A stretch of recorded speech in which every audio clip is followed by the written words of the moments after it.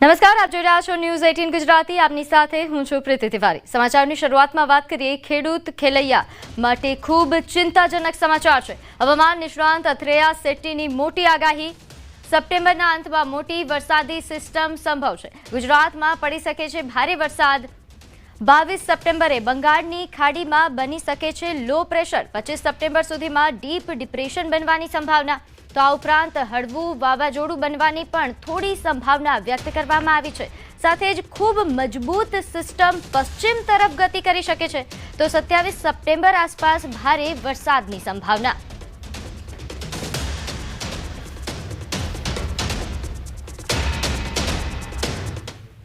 તો નવરાત્રીમાં વરસાદ વિલન બની શકે છે। 25 સપ્ટેમ્બરથી ફરી વરસાદ શરૂ થશે।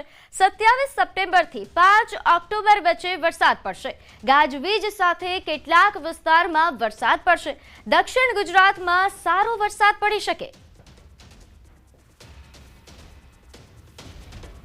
25મી તારીખથી 26 તારીખ 27 સપ્ટેમ્બરથી ઓક્ટોબરની 5 સુધીમાં ગાજવીજ સાથે વરસાદ થવાની શક્યતા છે। એટલે દક્ષિણ ગુજરાતમાં વરસાદ વધુ થવાની શક્યતા રહેશે। અન્ય ગુજરાતમાં પણ હાથીઓ ગાજવીજ સાથે વરસાદ વરસવાની શક્યતા રહેશે। તો વરસાદને લઈને અંબાલાલ પટેલની આગાહી। 20 થી 22 સપ્ટેમ્બરમાં હળવો વરસાદ થશે। દક્ષિણ, ઉત્તર અને સૌરાષ્ટ્રમાં વરસાદ પડી શકે છે। તો મધ્ય ગુજરાતમાં પણ હળવા વરસાદની આગાહી। ગાજવીજ સાથે પડી શકે છે હળવો વરસાદ। હમણાં 20-22 સપ્ટેમ્બર સુધીમાં રાજ્યના ઘણા ભાગોમાં હળવો વરસાદ થવાની શક્યતા રહેશે। વરસાદ ગાજવીજ સાથે થવાની શક્યતા છે। દક્ષિણ ગુજરાતના ભાગો, સૌરાષ્ટ્રના ભાગો, ઉત્તર ગુજરાતના ભાગો, પૂર્વ ગુજરાતના ભાગો, મધ્ય ગુજરાતના ભાગો, ઘણા ભાગોમાં આ વરસાદ ગાજવીજ સાથે થવાની શક્યતા રહેશે। તો ખેલૈયાઓએ રેઇનકોટ પહેરી રમવા પડશે ગરબા। નવરાત્રીમાં મેઘો બનશે વિલન। આગામી 7 દિવસ સામાન્યથી મધ્યમ વરસાદની આગાહી। 5 દિવસ થંડરસ્ટોર્મ એક્ટિવિટી પણ થશે। તો નવરાત્રીમાં પણ સૌરાષ્ટ્ર, પૂર્વ મધ્ય ગુજરાત અને દક્ષિણ ગુજરાતમાં સામાન્યથી મધ્યમ વરસાદની આગાહી।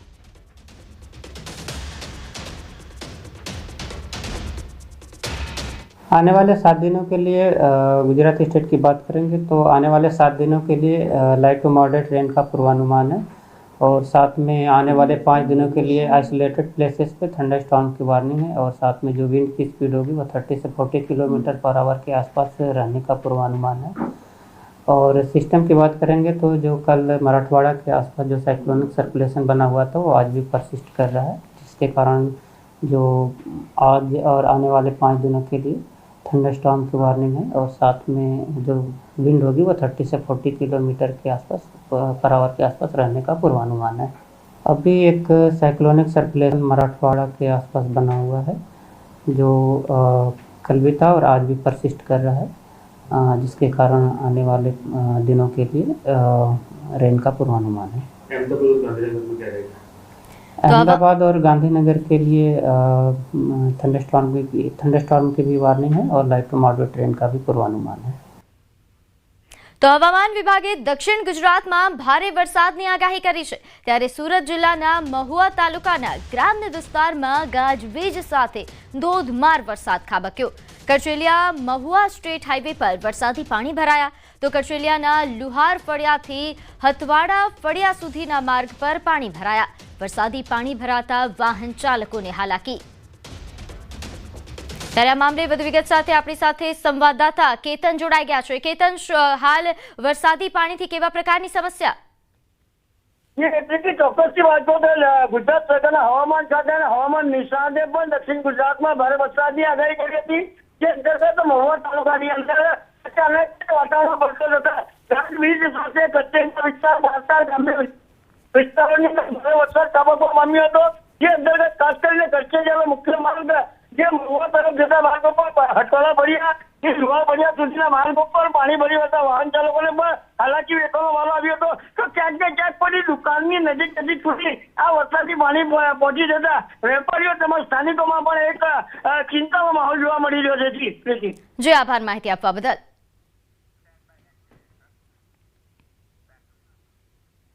તો દક્ષિણ ગુજરાતના 2 ડેમની સપાટી વધી। સરદાર સરોવર અને ઉકાઈ ડેમની સપાટીમાં વધારો નોંધાયો છે। સરદાર સરોવર ડેમની સપાટી 136.70 મીટરે પહોંચી તો ઉકાઈની ભયજનક સપાટીથી ઉકાઈ માત્ર 3 ફૂટ દૂર છે. તો નર્મદા અને તાપી નદીમાં પાણી છોડાઈ રહ્યું છે. ઉપરવાસમાંથી પાણીની આવક થતાં ડેમની સપાટી વધી. તો સરદાર સરોવર અને ઉકાઈ ડેમની સપાટી ફરી એકવાર વધી છે, જેના કારણે પાણી છોડવામાં આવી રહ્યું છે. ખાસ કરીને જો વાત કરવામાં આવે, નર્મદા અને તાપી નદીમાં પાણી છોડાઈ રહ્યું છે, જેના કારણે નીચાણવાળા વિસ્તારોને પણ એલર્ટ કરવામાં આવ્યા છે. ખાસ કરીને જો વાત કરવામાં આવે, ઉપરવાસમાં છેલ્લા ઘણા સમયથી ભારે વરસાદના કારણે ઉપરવાસમાંથી પાણીની આવક થતાં આ ડેમની સપાટીમાં વધારો નોંધાયો છે. તો એક તરફ ઉકાઈ ડેમ કે જ્યાં પાણીની સપાટી એ ધીરે ધીરે વધી રહી છે, જેના કારણે પાણી પણ છોડવામાં આવી રહ્યું છે, તો બીજી તરફ સરદાર સરોવર ડેમ ફરી એકવાર તેની સપાટી વધવાની શરૂઆત થઈ છે. તો સુરતમાં તાપી નદી ફરી બે કાંઠે થઈ. ઉકાઈ ડેમમાંથી 1,10,000 ક્યુસેક પાણીની આવક થતા ઉકાઈ ડેમ જે ભયજનક સપાટીથી 3 ફૂટ દૂર છે, હાલ ડેમની સપાટી 342 ફૂટ પર પહોંચી છે. ત્યારે તાપી નદીમાં 1,30,000 ક્યુસેક પાણીની આવક નોંધાઈ રહી છે. સુરતમાં કોઝવે પર તાપી નદીના પાણી ફરી વળ્યા. ચોમાસાની ઋતુ પૂરી થવા આવી છે, એટલે કે વરસાદ વિદાય લેવાની તૈયારી કરી રહ્યો છે. તે વચ્ચે સુરતની જીવાદોરી તાપી નદી ફરી એક વખત બંને કાંઠે વહેતી જોવા મળી રહી છે, કારણ કે ઉકાઈ ડેમના ઉપર લેવલમાં સતત વરસાદ પડી રહ્યો છે, જેને લઈને ઉકાઈ ડેમમાં 1,10,000 ક્યુસેક પાણીની આવક થઈ રહી છે. ઉકાઈ ડેમની ભયજનક સપાટી 345 ફૂટ છે, જ્યારે હાલ 342.33 ફૂટે ડેમ પહોંચ્યો છે, એટલે કે ભયજનક સપાટીથી માત્ર 2 ફૂટ ડેમ બાકી છે. ત્યારે રૂલ લેવલ મેન્ટેન કરવા સતત ઉકાઈ ડેમમાંથી પાણી છોડવામાં આવી રહ્યું છે. ખાસ કરીને સુરતનો વિયરકમ કોઝવે લો લેવલ બ્રિજ કે જેની ભયજનક સપાટી 6 મીટર છે, અત્યારે 8.33 મીટર પરથી વહી રહ્યો છે, એટલે કે સતત પાણીની આવક થઈ રહી છે, જેને લઈને તાપી નદીમાં 1,30,000 લાખ ક્યુસેક પાણીની સતત આવક થઈ રહી છે. એટલે કે ઉકાઈ ડેમમાંથી ભલે 1,10,000 પાણી છોડવામાં આવતું હોય, પણ સુરત આવતા પાણી 1,30,000 થઈ જવા પામ્યું છે, જેને લઈને ફરી એક વખત તાપી નદીનું રૌદ્ર સ્વરૂપ જોવા મળી રહ્યું છે. તાપી નદી બંને કાંઠે વહી રહી છે. જે પ્રકારે સિઝનમાં કહી શકાય કે સતત ઉપરવાસમાં પડેલા વરસાદને લઈ તાપી નદીમાં ઉકાઈ ડેમથી પાણી છોડવામાં આવી રહ્યું છે, એટલે કે છેલ્લા 4 થી 5 વર્ષ ચાલે તેટલું પાણી તાપી નદી થ્રુ દરિયામાં વહી ગયું છે. એટલે કે ચોમાસાની સિઝન પૂરી થવા આવી છે, વરસાદ વિદાય લેવાની તૈયારી કરી રહી છે. તે વચ્ચે સતત વરસાદ વરસી રહ્યો છે. ગઈકાલે ઉકાઈ ડેમમાં 1,40,000 ક્યુસેક પાણીની આવક હતી, તે ઘટીને 1,10,000 થઈ છે, પણ તેની સામે સુરતની તાપી નદીમાં 1,30,000 ક્યુસેક સતત પાણી આવી રહ્યું છે. કેમેરામેન જીગર ગુગલ સાથે કીર્તેશ પટેલ, ન્યૂઝ 18 ગુજરાતી, સુરત. તો આ તરફ સરદાર સરોવર નર્મદા ડેમની સપાટીમાં પણ વધારો નોંધાયો. ઉપરવાસમાંથી 1,01,302 ક્યુસેક પાણીની આવક નોંધાઈ. હાલ નર્મદા ડેમની સપાટી 136.70 મીટરે પહોંચી છે. તો નર્મદા ડેમનો એક ગેટ 0.7 મીટર ખોલવામાં આવ્યો. નર્મદા નદીમાં 70,409 ક્યુસેક પાણીની આવક કરવામાં આવી રહી છે. તો નર્મદા ડેમની સપાટીમાં 24 કલાકમાં 20 સેન્ટીમીટરનો વધારો. નર્મદા ડેમની મહત્તમ સપાટી જે 138.68 મીટર છે, તેનાથી બસ થોડી જ દૂરી પર છે હાલ સપાટી. ત્યારે નર્મદા ડેમ એ મહત્તમ સપાટીમાં માત્ર 1.98 મીટર બાકી રહ્યું છે. નર્મદા ડેમ એ 93% ભરાયો. તો બનાસકાંઠાના દાંતીવાડા ડેમમાંથી 2,000 ક્યુસેક પાણી છોડાશે. સાંજે 5 કલાકે ડેમમાંથી પાણી છોડવામાં આવશે. નદી કાંઠા અને નીચાણવાળા વિસ્તારોને પૂરના જોખમને લઈને એલર્ટ કરાયા છે. હાલ ડેમની સપાટી 602 ફૂટની નજીક પહોંચી છે, જે રૂલ લેવલ વટાવી શકે છે. તો જિલ્લા તંત્રને પણ એલર્ટ કરવામાં આવ્યું. ઉપરવાસથી સતત પાણી આવતા પાણીનો જથ્થો વધવાની શક્યતા. તો ઉત્તરાખંડના ચમોલીમાં ફરી એકવાર વાદળ ફાટ્યું. નંદનગરમાં વાદળ ફાટતા 7 લોકો લાપતા થયા. 2 લોકોને સુરક્ષિત બચાવી લેવાયા. તો નંદનગર ઘાટ વિસ્તારમાં વાદળ ફાટતા તબાહી મચી છે. અનેક ઘર ખેતરો સંપૂર્ણ નાશ પામ્યા. કુંત્રી લંગાફલી વોર્ડમાં 6 ઘરો સંપૂર્ણપણે નાશ પામ્યા. વહીવટી અધિકારીઓ અને બચાવ ટીમ તાત્કાલિક ઘટના સ્થળે પહોંચી અને લાપતા લોકોની શોધખોળ અને બચાવ કામગીરી હાથ ધરી છે. તો કાટમાળ દૂર કરવા લોકોને સલામત સ્થળે ખસેડવામાં આવી રહ્યા છે. ઘટના સ્થળે એક તબીબી ટીમ પણ મોકલવામાં આવી છે. करीब 7 लोग अभी मिसिंग चल रहे हैं और 10 से 12 मकान ऐसे हैं जो पूर्ण क्षतिग्रस्त बताए जा रहे हैं। ये संख्या अधिक भी हो सकती है, मौके पर पूरा आंकलन के बाद ही स्थिति साफ हो पाएगी। और कुछ दुकानों को नुकसान हुआ है, काफ़ी पशु हानि की रिपोर्ट वहाँ से ग्रामीणों के माध्यम से आ रही है। अभी एसडीआरएफ और एनडीआरएफ की टीम मूव हो गई हैं। તો સતત વરસાદના કારણે હરિદ્વારમાં પાણી ભરાઈ ગયા છે। શહેરના કેન્દ્ર અને ચંદ્રાચાર્ય ચોક સહિત અનેક વિસ્તારોમાં પાણી ભરાઈ ગયા છે, જેના કારણે લોકોની અવરજવર પર રોક લાગી ગઈ છે।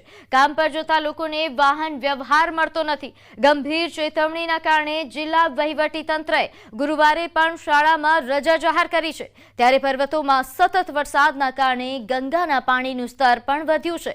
જો કે ગંગા હાલમાં ચેતવણીના નિશાનથી નીચે વહી રહી છે। જો વરસાદ આ રીતે ચાલુ રહેશે તો મેદાની વિસ્તારોમાં લોકોની મુશ્કેલીઓ પણ વધી શકે છે। ગાંધીનગરમાં આત્મનિર્ભર ભારત સંકલ્પ અભિયાન અંતર્ગત પ્રદેશ બેઠકનું આયોજન કરવામાં આવ્યું, જ્યાં પ્રદેશ પ્રમુખ CR પાટીલની અધ્યક્ષતામાં બેઠક યોજાઈ। CM ભૂપેન્દ્ર પટેલ પણ બેઠકમાં ઉપસ્થિત છે।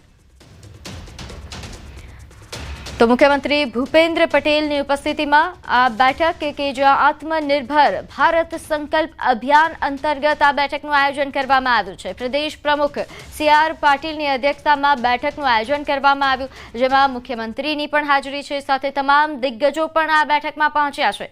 નોંધનીય છે કે આત્મનિર્ભર ભારત સંકલ્પ અભિયાન અંતર્ગત આ વિશેષ બેઠક યોજાઈ છે। આગળ વાત કરીએ મહેસાણા ઊંઝા એપીએમસી ચેરમેનની ચૂંટણી અંગે। તો એપીએમસી ચેરમેનની ચૂંટણી જાહેર કરાઈ। ડિરેક્ટરની ચૂંટણીના 9 મહિના બાદ જાહેરાત કરાઈ છે। 26 સપ્ટેમ્બરના રોજ ચેરમેનની ચૂંટણી યોજાશે। હાલ એપીએમસીમાં લાંબા સમયથી વહીવટદાર છે। તો ઊંઝા એપીએમસી ચેરમેનની ચૂંટણી આખરે જાહેર કરવામાં આવી છે। 26 સપ્ટેમ્બરના રોજ આ ચેરમેનની ચૂંટણી યોજાશે। નોંધનીય છે કે છેલ્લા ઘણા સમયથી લાંબા સમયથી એપીએમસીમાં વહીવટદાર છે। અમરેલીમાં યુવતીની હત્યાના પ્રયાસનો મામલો સામે આવ્યો। પોલીસે 2 આરોપીઓનું સરઘસ કાઢ્યું। આરોપીને સાથે રાખીને રીકન્સ્ટ્રક્શન કરવામાં આવ્યું। ભાવકા ભવાની મંદિર નજીક હુમલો કર્યો હતો। સ્થાનિકો સામે આરોપીઓ પાસે માફી પણ મંગાવવામાં આવી। યુવતીની અન્ય સાથે સગાઈ થતા હુમલાનો પ્રયાસ કરાયો હતો। તો યુવતીની હત્યાના પ્રયાસ મામલે પોલીસ દ્વારા કડક કાર્યવાહી કરવામાં આવી અને 2 આરોપીઓનું સરઘસ કાઢવામાં આવ્યું। યુવતીની હત્યાના પ્રયાસ મામલે પોલીસે આ બંને આરોપીઓને સાથે રાખીને ઘટનાનું રીકન્સ્ટ્રક્શન કર્યું અને સરઘસ કાઢ્યું, જે દરમિયાન સ્થાનિકો સામે આરોપીઓ પાસેથી માફી પણ મંગાવવામાં આવી। તો ભાવકા ભવાની મંદિર નજીક હુમલો કર્યો હતો, જે બાદ આ કડક કાર્યવાહી હાથ ધરવામાં આવી। યુવતીના હત્યાના પ્રયાસ મામલે પોલીસ દ્વારા કાયદેસરની કાર્યવાહી હાથ ધરાઈ હતી અને જે બાદ આ બંને આરોપીઓની ધરપકડ કરીને તેમનું સરઘસ કાઢવામાં આવ્યું। ભાવકા ભવાની મંદિર નજીક જે હુમલાની ઘટના બની હતી તે બાદ આ કાર્યવાહી થઈ છે। તો મોરબીમાં યોગેશ્વર સોસાયટીમાં કાર બેકાબુ બની। કારે બાઇક ચાલકને અડફેટે લીધો। કાર સ્ટાર્ટ કરતા જ બેકાબુ બન્યા હોવાનો બનાવ સામે આવ્યો છે। અકસ્માત સર્જી કાર દિવાલ સાથે અથડાઈ। તો અકસ્માતની ઘટના સીસીટીવીમાં કેદ થઈ છે, જેના દ્રશ્યો પણ સામે આવી રહ્યા છે। અકસ્માત સર્જીને કાર દિવાલ સાથે અથડાય છે અને એક બાઇક સવારને જે રીતે અડફેટે લે છે, આ ખૂબ જ ભયાનક દ્રશ્યો જે સીસીટીવીમાં કેદ થયા, જેનો એક વિડીયો સામે આવ્યો છે। યોગેશ્વર સોસાયટીમાં કાર બેકાબુ બની હતી અને બાઇક સવારને અડફેટે લઈને સામે દિવાલમાં જઈને અથડાય છે, જેનો આ વિડીયો સામે આવ્યો છે। તો મોરબીની આ ઘટના છે, યોગેશ્વર સોસાયટીની ઘટના હોવાનું સામે આવી રહ્યું છે, જેમાં એક કાર બેકાબુ બને છે અને રોડ પર આવી રહેલા એક બાઇક ચાલકને અડફેટે લે છે અને પછી સામેની દિવાલ સાથે જઈને અથડાય છે। આ સમગ્ર ઘટના સીસીટીવી કેમેરામાં કેદ થઈ હતી। તે સીસીટીવી ફૂટેજ સામે આવ્યા છે। ખૂબ જ ભયાવહ એવા સીસીટીવી ફૂટેજ સામે આવતા વાયરલ પણ થઈ રહ્યા છે। નોંધનીય છે કે કાર સ્ટાર્ટ કરતા જ બેકાબુ બની ગઈ હતી।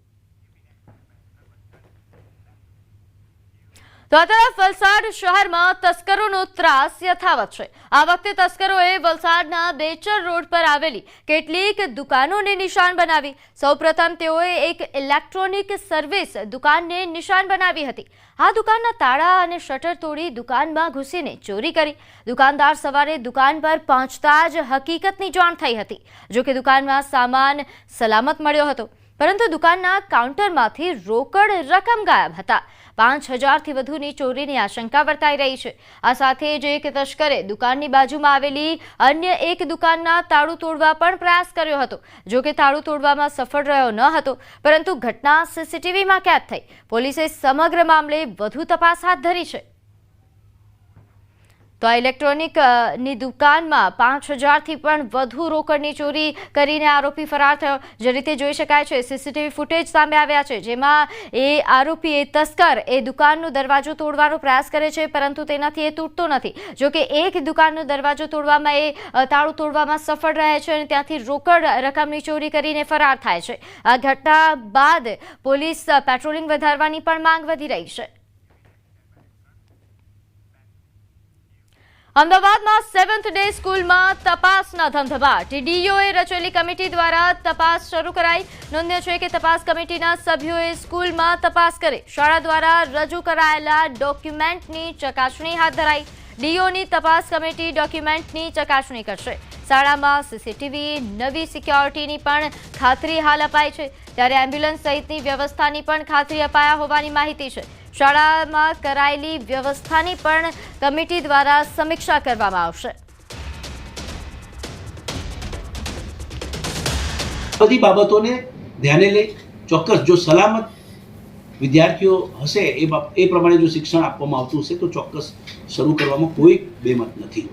આના માટે નામદાર હાઈકોર્ટે જે રીતે કહ્યું છે કે વાલીઓની અને ખાસ કરીને મૃતકના વાલીને પણ એ કમિટીમાં સમાવેશ કરવામાં આવે અને એ મંતવ્યો લેવામાં આવે।